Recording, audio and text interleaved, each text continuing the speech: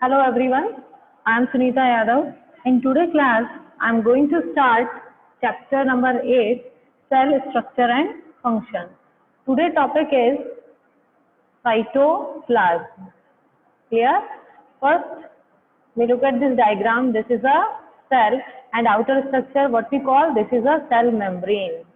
क्या बोला इसको? सेल मेम्ब्रेन बोला. ठीक है. नेक्स्ट इसके सेंटर में एक राउंड पार्ट होता है जिसे हम क्या बोलते हैं? न्यूक्लियस बोलते हैं. What we call, this is a nucleus. Clear? Nucleus and cell membrane के बीच में जो भी पार्ट है, जो फ्लूइड है, जो जेली लाइक सब्सटेंस यहाँ पर कलेक्टेड है, इस जेली लाइक सब्सटेंस को हम क्या बोल देंगे? इस जेली लाइक सब्सटेंस को हम, यहाँ पर जो ये ब्लू कलर से शो कर रही हूँ, ये जो जेली लाइक सब्सटेंस है, ये क्या है बेटा? साइटोप्लाज्म है. ठीक है. ये जो साइटोप्लाज्म है, और हमने फर्स्ट वीडियो में देखा था कि सेल के अंदर डिफरेंट टाइप के ऑर्गेनल्स प्रेजेंट होते हैं, just like mitochondria, chloroplast, Golgi body, ribosome, lysosome. ये डिफरेंट टाइप के सेल ऑर्गेनल्स जो होते हैं वो कहाँ पर प्रेजेंट होते हैं बेटा? इस पूरे साइटोप्लाज्म वाली प्लेस पे प्रेजेंट होते हैं. ठीक है. तो it is the jelly like substance. एक जेली लाइक सब्सटेंस होता है present in cell membrane and nucleus. Cell membrane और न्यूक्लियस के बिटवीन में ये प्रेजेंट होता है. ठीक है. वेरियस अदर कंपोनेंट्स और organelles of cell are present in the cytoplasm. अलग अलग टाइप के कंपोनेंट्स जो सेल ऑर्गेनल्स हैं, वो सब चीजें कहाँ पर प्रेजेंट होती है बेटा? साइटोप्लाज्म में ही प्रेजेंट होती हैं. These are the mitochondria, Golgi bodies, ribosome, ये सब सारे ऑर्गेनल के एग्जांपल हैं. You will learn about them in later classes. आप इन सब चीजों के बारे में आगे आने वाली क्लासेस में और भी अच्छे तरीके से रीड करेंगे. ठीक है. Next one is nucleus. What is nucleus? देखिए, सेल के अंदर जो मेजर पार्ट था, सेंटर में जो पार्ट होता है वो क्या होता है बेटा? न्यूक्लियस होता है.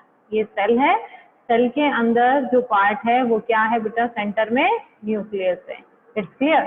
न्यूक्लियस क्या होता है? हेड होता है. ये क्या करता है? इस पूरी सेल के जो भी फंक्शंस होते हैं, क्या फंक्शन क्रिएट करना है, क्या चीज होनी है, सेल को क्या करना है, इन सब चीजों का जो हेड है वो कौन होता है? न्यूक्लियस. न्यूक्लियस पूरी सेल को कंट्रोल करके रखता है, उसके फंक्शंस पे कंट्रोल रखता है.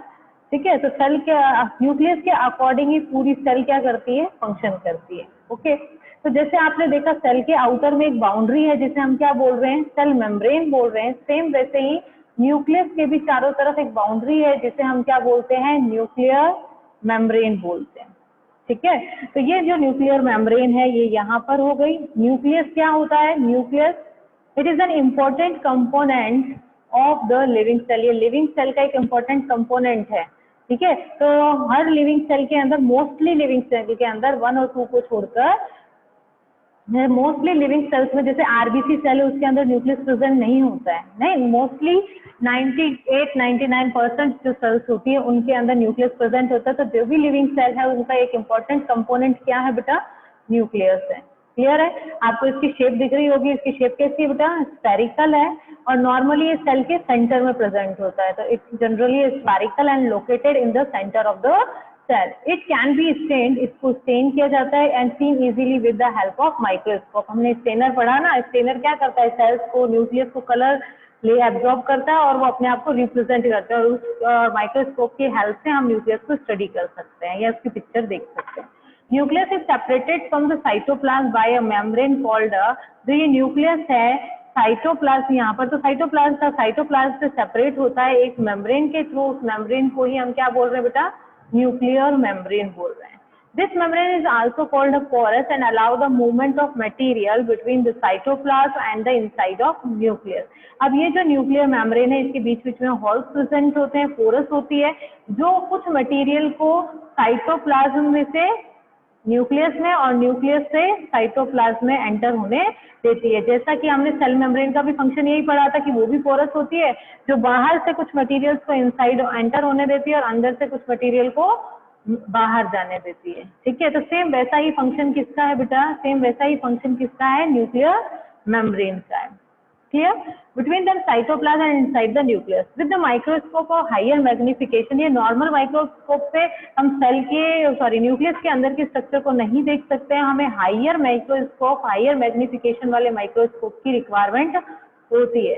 We can see a smaller spherical body in the nucleus. अब ये न्यूक्लियस का डायग्राम बना रही हूँ। न्यूक्लियस के अंदर एक स्मॉल राउंड या स्फेरिकल बॉडी होती है जिसे हम क्या बोलते हैं बेटा, न्यूक्लियस बोलते हैं। तो एक स्फेरिकल बॉडी है जिसे हमने क्या बोला, न्यूक्लियस।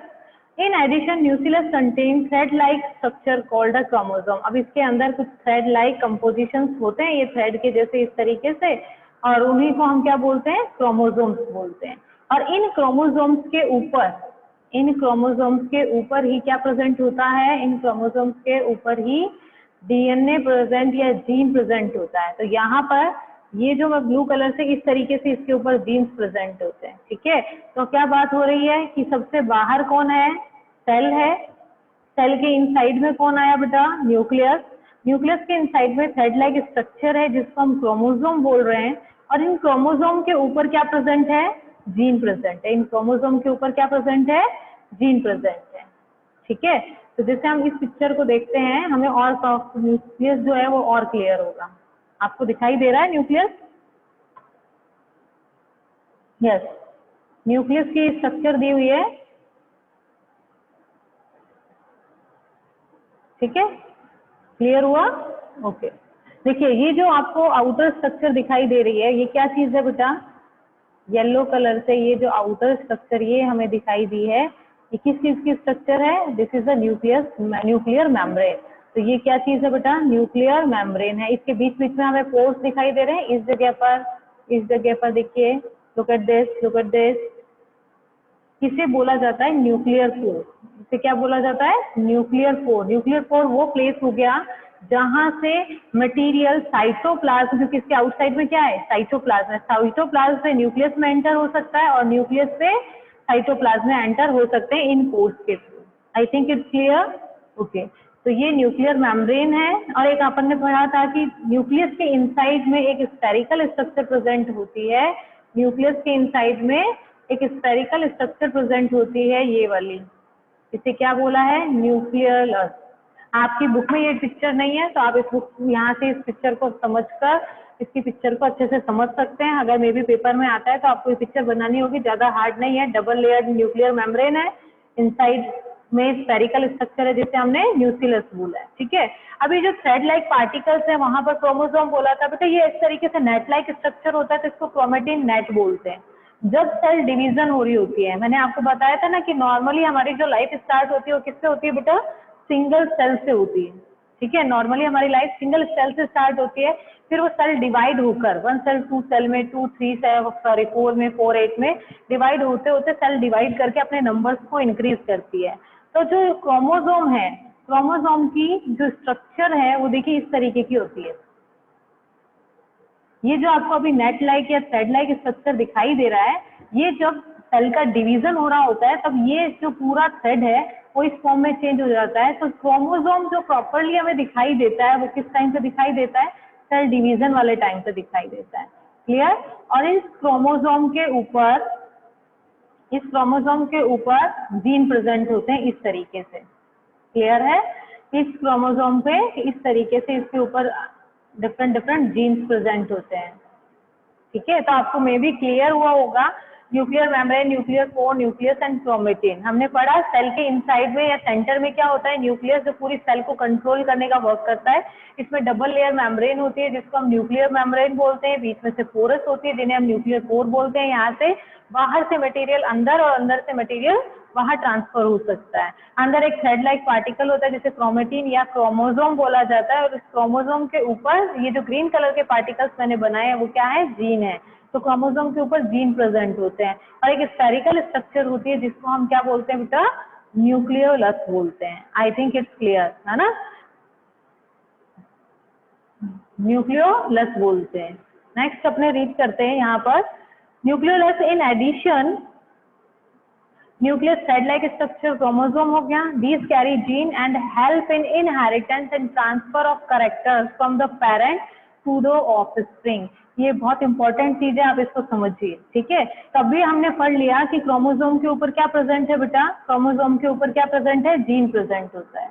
ये जीन ही वो है जो पेरेंट से कैरेक्टरिस्टिक्स को ऑफस्प्रिंग में लेके जाता है, ठीक है। अब ऑफस्प्रिंग क्या है, मान लीजिए ये मदर है, ये फादर है, इनका जो चाइल्ड है उसको चाइल्ड ना बोल के क्या बोला जाता है नेक्स्ट जनरेशन के, इसको ऑफ स्प्रिंग वर्ड यूज करते हैं। ठीक है, ऑफ स्प्रिंग मीन्स समझ में आ गया, तो ऑफ स्प्रिंग वर्ड यूज करते हैं। तो पेरेंट्स के कुछ करेक्टर्स चाइल्ड के अंदर आते हैं, जैसे हम में काफी सारे करेक्टर्स अपने कुछ करेक्टर्स अपने मदर जैसे हैं, कुछ करेक्टर अपने फादर जैसे हैं। तो वो जो करेक्टर्स हैं हमारे अंदर जो ट्रांसफर हुए हैं या इस चाइल्ड के अंदर जो ट्रांसफर होंगे वो किसके थ्रू होंगे बेटा, जीन के थ्रू होंगे।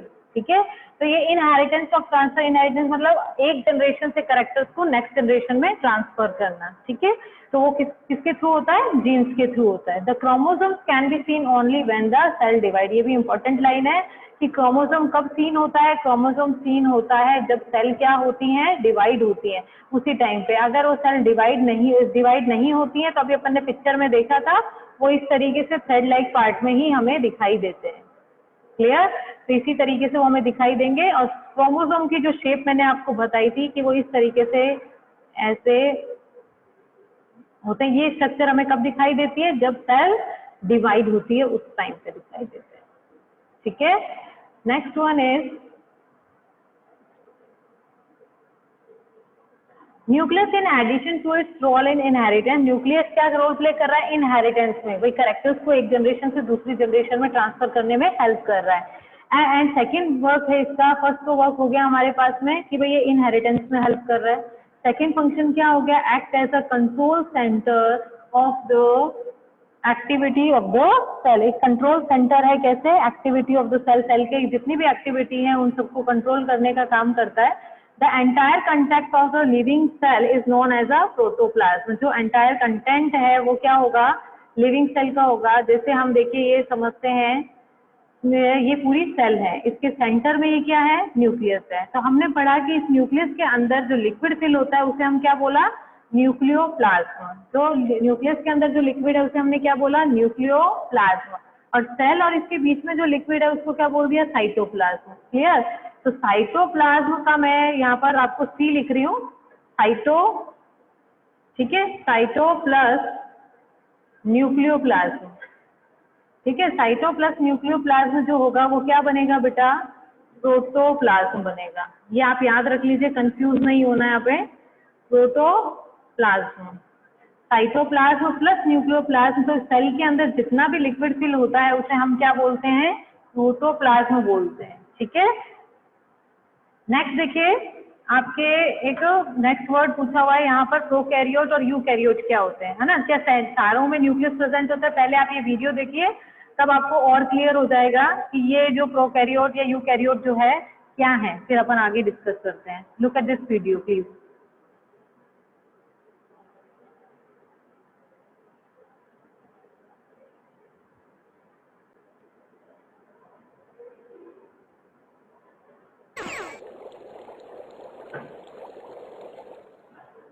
On Earth, there are two major types of cells, prokaryotic and eukaryotic. Prokaryotic cells are the simplest and most ancient types of cells. They were the only form of life on Earth for billions of years before eventually giving rise to eukaryotic cells. If you take a look at prokaryotic and eukaryotic cells side by side, you can see a number of differences. To begin with, prokaryotic cells are a lot smaller than eukaryotic cells and have a simpler structure. But bear in mind that this simple structure is actually a good thing for prokaryotes because it allows them to reproduce very quickly and very effectively. If you were to look inside a prokaryotic cell, you would probably be surprised at how simple it is. For example, prokaryotic cells lack a nucleus. In fact, the name prokaryote actually gives you a hint about its structure. Kary means kernel or nucleus, and pro means before. So basically the word prokaryote means before nucleus. The inside of the prokaryotic cell is basically an open unit with no compartments. There are no membrane-bound organelles.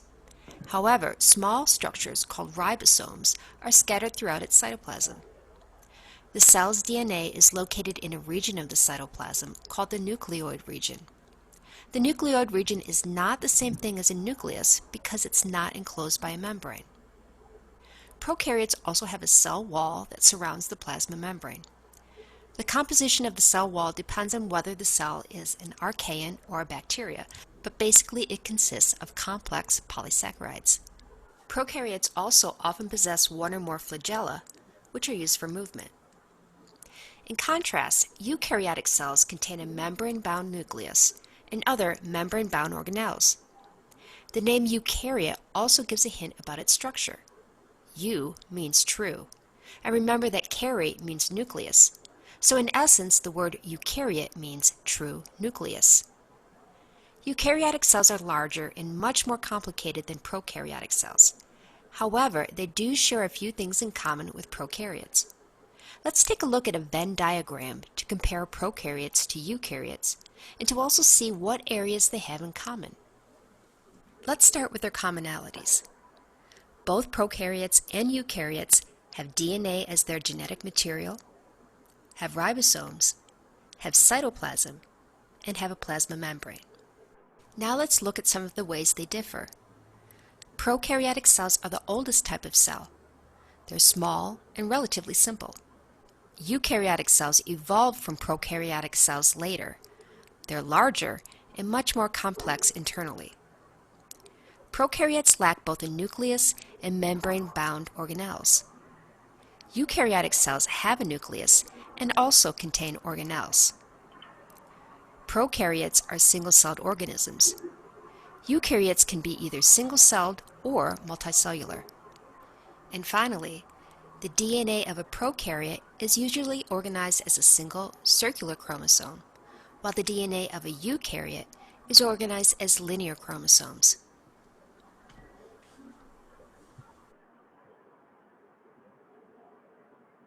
Clear हुआ आप सबों को? Yes class. अब देखिए यहाँ पर अभी अपन ने रीड किया कि न्यूक्लियर मेम्ब्रेन है, न्यूक्लियस है, उसमें ये सब पार्ट होते हैं, ठीक है। तो हमने पढ़ा कि भाई न्यूक्लियस एक इम्पॉर्टेंट रोल प्ले करता है किसके अंदर, सेल के अंदर, ठीक है। और प्रोटोप्लाज्म क्या होता है, साइटोप्लाज्म प्लस न्यूक्लियोप्लाज्म। क्लियर हुआ। नेक्स्ट पहेली यहाँ पे पूछ रही है, Paheli want to know if the structure of nucleus is the same in the cell, plant cell, animal cell and bacteria. यहाँ पर ये पहेली पूछ रही है कि जो न्यूक्लियस है क्या प्लांट सेल के अंदर, एनिमल सेल के अंदर और बैक्टीरिया के अंदर सेम प्रेजेंट होता है क्या। तो उसी का आंसर दे रहे हैं कि भाई हाँ, डेवलप एनिमल्स में कौन है बेटा, बैक्टीरिया तो डेवलप नहीं है ना। तो प्लांट और एनिमल सेल में तो न्यूक्लियस सेम प्रेजेंट होता है, लेकिन बैक्टीरिया के अंदर वो सेम प्रेजेंट नहीं होता है। तो यहाँ बैक्टीरिया से ही यहाँ वर्ड आए हुए, दो टाइप से हम सेल को न्यूक्लियर प्रेजेंट और एब्सेंस के बेसिस पे हम इसको 2 पार्ट्स में डिवाइड करते हैं।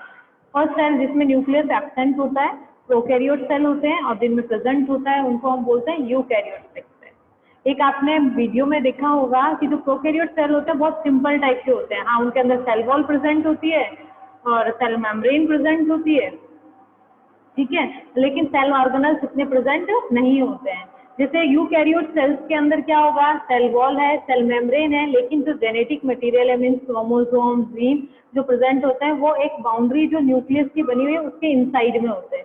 लेकिन प्रोकैरियोट के अंदर जो न्यूक्लियोप्लाज्म है यानी क्रोमोसोम, जीन वगैरह जो भी है वो न्यूक्लियस के अंदर बाइंडेड नहीं होते हैं। तो आपने सुना है कि भाई जो भी लिविंग बींग्स का डेवलपमेंट हुआ है वो धीरे धीरे हुआ है ना, एक स्टेप से दूसरे स्टेप। तो सबसे पहले कौन बने थे बेटा, प्रोकैरियोटिक लिविंग सेल्स बनी थी, और प्रोकैरियोटिक लिविंग सेल्स ही डेवलप होकर क्या बनी है, यूकैरियोटिक सेल्स बनी है।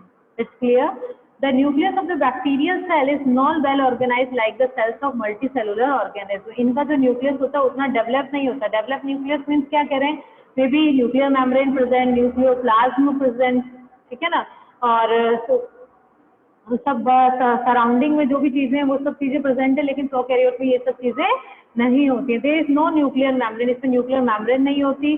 The cell having nuclear material without nuclear membrane. Nuclear material तो होता है, देखिए हर सेल के अंदर जीन, क्रोमोसोम जुड़े होते हैं, ठीक है ना। नेक्स्ट देखिए, nuclear membrane are term prokaryotic cell. The organism which these kind of cells are called prokaryote. जो ऑर्गेनिज्म है इस टाइप के सेल्स जिनके अंदर प्रेजेंट होते हैं उन्हें क्या बोलते हैं, prokaryote. Prokaryote means primitive, karyons means nucleus. Example ये bacteria, blue green algae simplest type के ऑर्गेनिज्म होते हैं जो प्रोकैरियोटिक टाइप के होते हैं, ठीक है। और जैसे हम एनिमल्स की या ओनियन सेल्स की हमने चिक सेल्स की पिक्चर देखी तो उनमें हमें वेल और न्यूक्लियस ऑर्गेनाइज दिखा था, वेल ऑर्गेनाइज न्यूक्लियस दिखाई दिया था पिक्चर्स में ना, विद अ न्यूक्लियर मेम्ब्रेन। तो यूकैरियोट्स के अंदर यानी ओनियन प्लांट का एग्जांपल है और चिक सेल एनिमल सेल का एग्जांपल है, ठीक है। तो यूकैरियोटिक सेल्स के अंदर क्या प्रेजेंट होता है, वेल डेवलप्ड न्यूक्लियस प्रेजेंट होता है। यूकैरियोट मीन्स यू मीन्स क्या बताया बेटा, ट्रू, और कैरियन मीन्स क्या होता है, न्यूक्लियस। तो I think it's clear what is prokaryote and what is eukaryote. आप यहाँ से डिफरेंस कर पाएंगे, difference between prokaryote and eukaryote. Prokaryote के example bacteria and blue green algae, eukaryote के example all plant cell and animal cells. I think it's clear. Next one is while observing the onion cell under the microscope. हमने onion cell को under microscope में देखा और चिक sales को देखा, तो दोनों में डिफरेंस क्या था। ये देखिए, ये ओनियन सेल का सपोज करते हैं और ये हमारा चिक सेल है। इट मीन्स क्या है, ये प्लांट सेल है और ये क्या है बेटा, एनिमल सेल है, ठीक है। तो आप इसके अंदर वैक्यूल देखिए, आप सिर्फ वैक्यूल वाले पार्ट को देखो, ये वैक्यूल लिखा हुआ है। देखिए प्लांट सेल के अंदर एक लार्ज वैक्यूल प्रेजेंट होती है। प्लांट सेल के अंदर क्या होता है, लार्ज वैक्यूल प्रेजेंट होती है, जबकि एनिमल सेल के अंदर आप देख रहे होंगे कुछ एनिमल सेल्स में तो वैक्यूल प्रेजेंट ही नहीं होती है, और कुछ में प्रेजेंट होती है तो बहुत ही स्मॉल इस तरीके की फूड वैक्यूल प्रेजेंट होती है, ठीक है। तो हम प्लांट सेल और एनिमल सेल में बता सकते हैं कि प्लांट सेल में एक लार्ज साइज की वैक्यूल प्रेजेंट होती है और एनिमल सेल में मे बी एब्सेंट होती है, और होती है तो बहुत ही स्मॉल साइज की होती है, क्लियर। तो जब प्लांट सेल के अंदर, यहाँ पे एक चीज और क्लियर हो रही होगी, जब प्लांट सेल के अंदर इतनी लार्ज वैक्यूल सेंटर के अंदर प्रेजेंट होती है तो इनका न्यूक्लियस एक साइड में होता है, ना कि सेंटर में होता है। क्लियर हो रहा है, ये देखिए सेंटर में ना होकर थोड़ा साइड में न्यूक्लियस प्रेजेंट होता है। एनिमल सेल के अंदर क्या होता है बेटा, जो न्यूक्लियस है वो बिल्कुल सेंटर के अंदर प्रेजेंट होता है। आपको दोनों बातें क्लियर हो रही है। प्लांट सेल में लार्ज वैक्यूल प्रेजेंट होती है, एनिमल सेल में मे बी प्रेजेंट एब्सेंट होती है, sometimes may be present in a small vacuole, okay. While observing the onion cell under the microscope, आपने onion cell को under microscope देखा होगा, तो it is called a lab vacuole। और इसमें आपको एक blank सा पार्ट दिखाई दे रहा होगा, उसी को क्या बोलते हैं, vacuole बोलते हैं। It could be a single big is an onion cell। onion cell में हमने देखा एक ही vacuole होती है, लेकिन वो साइज में क्या होती है, बड़ी होती है, ठीक है।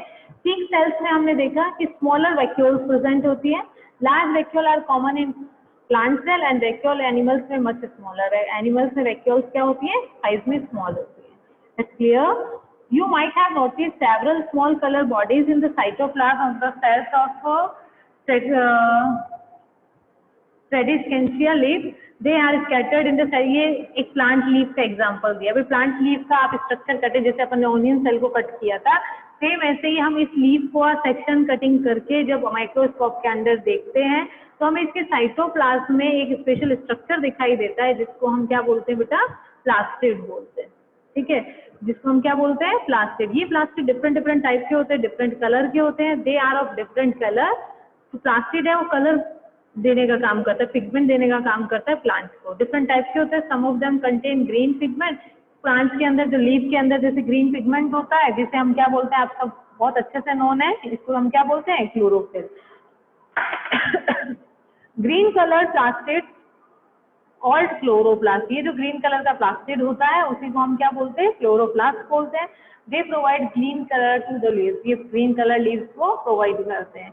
You may recall that chlorophyll in the chloroplast of leaf is essential for photosynthesis। Leaves के अंदर जो chlorophyll present होता है वो किसमें हेल्प करता है बेटा, it is essential for our work on which process, photosynthesis process। I think it's clear। What is vacuole clear हो रहा है, ठीक है। You may recall that chlorophyll हो गया clear। प्लास्टिड क्या होते हैं, प्लास्टिड डिफरेंट कलर्स के होते हैं। ग्रीन कलर का जो प्लास्टिड होता है उसे हम क्या बोलते हैं, क्लोरोफिल बोलते हैं। Last topic, comparison of plant and animal cell. आपने इतना सब पढ़ा है, आप यहीं सबसे प्लांट और एनिमल सेल को बहुत अच्छे से कंपैरिजन कर सकते हो टेबुलर फॉर्म में, सिमिलैरिटी और डिससिमिलैरिटी के बेसिस पे। देखिए हमें सबको अभी हमने आगे रीड किया है, प्रीवियस रीड किया है क्लासेस में नहीं, इस चैप्टर में, sorry. First one is part plant cell and animal cell. First point ये है सेल मेम्ब्रेन। हमने रीड किया था कि जो सेल मेम्ब्रेन है प्लांट सेल में भी प्रेजेंट होती है, एनिमल सेल में भी प्रेजेंट होती है, ठीक है। प्लांट सेल में भी प्रेजेंट, एनिमल सेल में प्रेजेंट। सेकेंड वन है सेल वॉल। सेल वॉल सिर्फ प्लांट सेल में प्रेजेंट होती है, एनिमल सेल में एब्सेंट होती है। प्लांट सेल में किस वजह से प्रेजेंट होती है? क्योंकि उसको प्रोटेक्शन की नीड होती है, टेम्परेचर, ह्यूमिडिटी, मॉइस्चर, इन सब से प्रोटेक्ट करने के लिए रिक्वायरमेंट होती है सेल वॉल को, ठीक है। तो प्लांट सेल में ये प्रेजेंट है। Next nucleus, nucleus present but nucleus present A side, nucleus side में प्रेजेंट होता है but nucleus present in a centre. Nucleus present तो दोनों के अंदर होगा, ठीक है, न्यूक्लियस जो होगा प्रेजेंट तो दोनों के अंदर होगा, लेकिन इसके अंदर क्या होता है, एक साइड के अंदर प्रेजेंट होता है और इसके अंदर सेंटर में प्रेजेंट होता है, ठीक है। न्यूक्लियर मेम्ब्रेन, न्यूक्लियस है, दोनों में वेल डेवलप्ड न्यूक्लियस प्रेजेंट होता है, तो इसीलिए न्यूक्लियर मेम्ब्रेन भी प्रेजेंट होती है। एनिमल सेल में भी न्यूक्लियर मेम्ब्रेन प्रेजेंट होती है। Next one is cytoplasm, cell है तो सेल के अंदर जो फ्लूइड फिल होगा, सेल के अंदर जो फ्लूइड फिल होगा वो क्या होगा बेटा, साइटोप्लाज्म तो होगा ही, तो फ्लूइड फिल होता है, साइटोप्लाज्म प्रेजेंट प्लांट सेल में भी एंड एनिमल सेल में भी। तो एनिमल सेल और प्लांट सेल दोनों के अंदर साइटोप्लाज्म प्रेजेंट होता है। Next one is plastid, plastid जो होता है सिर्फ और सिर्फ प्लांट्स में प्रेजेंट होता है, एनिमल सेल में एब्सेंट होता है। प्लांट सेल में प्रेजेंट होता है, एनिमल सेल में एब्सेंट होता है। वैक्यूल, इसमें लार्ज वैक्यूल प्रेजेंट होती है, लार्ज वैक्यूल प्रेजेंट होती है, इसके अंदर में भी एब्सेंट ही होती है, लेकिन कई बार बहुत स्मॉल साइज की वैक्यूल प्रेजेंट होती है, तो स्मॉल शेप और साइज की वैक्यूल प्रेजेंट होती है। क्लियर? वापस एक बार रिवाइज कर लेते हैं। Cell membrane present, cell wall present होती है प्लांट सेल में, एनिमल सेल में एब्सेंट, न्यूक्लियस दोनों में प्रेजेंट होता है, इसमें प्रेजेंट होता है और इसमें प्रेजेंट होता है। न्यूक्लियर मेम्ब्रेन, न्यूक्लियस प्रेजेंट है, वेल डेवलप्ड न्यूक्लियस प्रेजेंट होता है, तो न्यूक्लियर मेम्ब्रेन भी प्रेजेंट होगी। साइटोप्लाज्म भी प्रेजेंट होता है प्लांट सेल में। प्लास्टिड सिर्फ और सिर्फ प्लांट सेल में प्रेजेंट होता है, एनिमल सेल में एब्सेंट होता है। वैक्यूल, लार्ज साइज की वैक्यूल प्रेजेंट होती है, लार्ज, ठीक है। जब भी आप इसमें डिफरेंस बिटवीन करेंगे तो आप इसको लिए मेंशन करना पड़ेगा।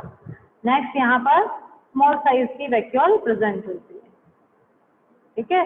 तो I think it's clear, all of you understand very well each and every point. आपका ये जो डायग्राम है plant cell and animal cell का, आपका ये डायग्राम है, बहुत इजी डायग्राम है, आप इसको ड्रॉ करेंगे कॉपी के अंदर, ठीक है। आपको क्लियर हो रहा है न्यूक्लियस क्या चीज है, साइटोप्लाज्म ये लिक्विड हो गया, क्लोरोप्लास्ट ये ग्रीन कलर का pigment, cell membrane, cell wall.